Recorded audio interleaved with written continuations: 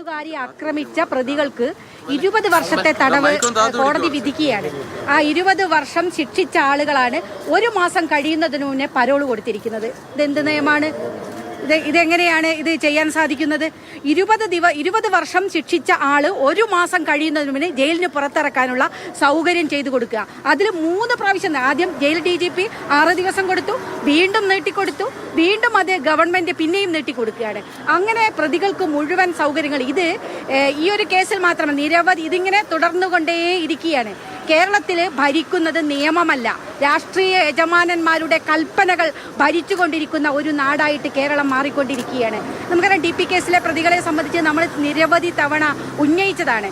അതിൽ ഏറ്റവും നമുക്ക് പ്രധാനപ്പെട്ട ഒരുപക്ഷെ ഈ നാട് ചർച്ച ചെയ്യേണ്ട ഒരു പ്രധാനപ്പെട്ട വിഷയം 1081 ദിവസം 1000-ലധികം ദിവസം ഈ പ്രതികൾക്ക് പരോൾ കൊടുക്കുന്നതിനെ സംബന്ധിച്ച് നമ്മൾ ചർച്ച ചെയ്തു. അതിൽ നമ്മൾ കാണേണ്ട അതിൻ്റെ റീസൺ ഈ ജയിൽ നിയമപ്രകാരം ഏറ്റവും ഗുരുതരമായി അസുഖം ബാധിച്ച ആളുകൾക്ക് മരിച്ചപ്പോൾ അല്ലെങ്കിൽ ബന്ധുക്കൾ മരണപ്പെട്ടാൽ അങ്ങനെയൊക്കെയാണ് പരോൾ അനുവദിക്കുക, അടിയന്തര പരോൾ അനുവദിക്കുക. പക്ഷേ ഈ TP കേസിലെ പ്രതികൾക്ക് മാത്രം അനുവദിച്ച പരോളിന്റെ കാരണമാണ് ഏറ്റവും വിചിത്രം. Time to spend family members. എല്ലാവർക്കും നിങ്ങൾ നോക്കണം, രാമചന്ദ്രൻ ഈ ഡീറ്റെയിൽസ് ഇവിടുത്തെ മാധ്യമങ്ങളും പൊതുസമൂഹവും പരിശോധിക്കേണ്ടതാണ്. 1 മാസം പോലും ജയിലിൽ കിടക്കുന്നില്ല. 1 മാസം കിടന്ന് തൊട്ടടുത്ത മാസം വീണ്ടും ഇറങ്ങുകയാണ്. ഒന്ന് KC രാമചന്ദ്രൻ എന്ന് പറയുന്ന ആളുടെ കണക്ക് മാത്രം പരിശോധിച്ചാൽ നമുക്ക് പറയാം ഇത് ഗൂഢാലോചന കേസിൽ ശിക്ഷിക്കപ്പെട്ട് ജയിലിൽ കിടക്കുന്ന ആളാണ്. അതിന്റെ കാരണമാണ് വിചിത്രമായ കാരണം, time to spend family members. ഇത് നിയമത്തിലുള്ളതാണോ? ഇത് കേരളത്തിന്റെ ആഭ്യന്തര വകുപ്പ് മന്ത്രി പറയണ്ടേ? അത് ചോദിക്കുമ്പോൾ ആഭ്യന്തര വകുപ്പ് മന്ത്രി, കേരളത്തിന്റെ മുഖ്യമന്ത്രി ഇന്ന് സഭയിലില്ല. ഈ ചോദ്യങ്ങൾക്ക് മറുപടി പറയേണ്ടി വരും എന്ന് ഉറപ്പുള്ളത് കൊണ്ടാണ് അദ്ദേഹം ഇന്ന് സഭയിൽ വരാതിരുന്നത്. ഇതേത് നിയമത്തിലാണ് എന്നത് ഇവിടുത്തെ നിയമവകുപ്പ് മന്ത്രിയായാലും ഇന്ന് പാർലമെന്ററി കാര്യ വകുപ്പ് മന്ത്രിയാണ് മറുപടി പറഞ്ഞത്. അദ്ദേഹം പറയണം ഇത് നിയമപ്രകാരമാണ് കൊടുത്തത് എന്നാണ് അന്ന് അദ്ദേഹം ഇന്ന് സഭയിൽ പറഞ്ഞത്. ഇതേത് നിയമപ്രകാരമാണ്? ഏത് നിയമത്തിലെ വകുപ്പാണ് time to spend family members? അതായത് എല്ലാ മാസവും 1 മാസം ജയിലിലാണെങ്കിൽ പിറ്റത്തെ മാസം ഫാമിലിയുടെ കൂടെ ചെലവഴിക്കാൻ വേണ്ടിയിട്ട് പരോള് കൊടുക്കുന്ന ഒരു കേരളത്തിലെ വിചിത്രമായ സംഭവങ്ങൾ നമ്മൾ കാണുകയാണ്. ഈ വിഷയം ഈ സഭയിൽ ചർച്ച ചെയ്യണ്ടേ?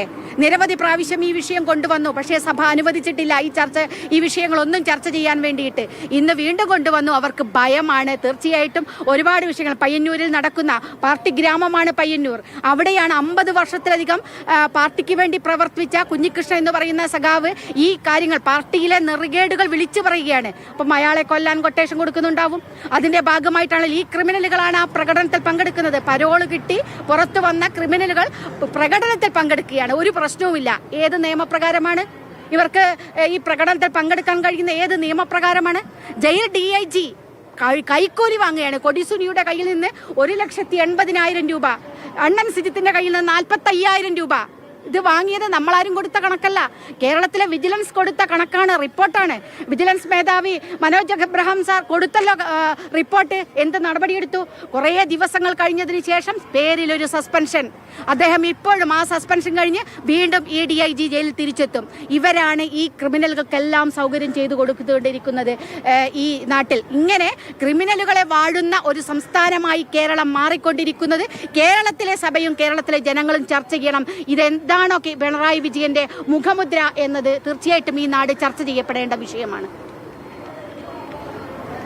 ഇതിലുള്ള വലിയ പ്രതിഷേധമാണ് ഇപ്പോൾ പ്രതിപക്ഷം പ്രകടിപ്പിക്കുന്നത്. KK രമയുടെ വാക്കുകളുമാണ് നമ്മൾ കേട്ടത്.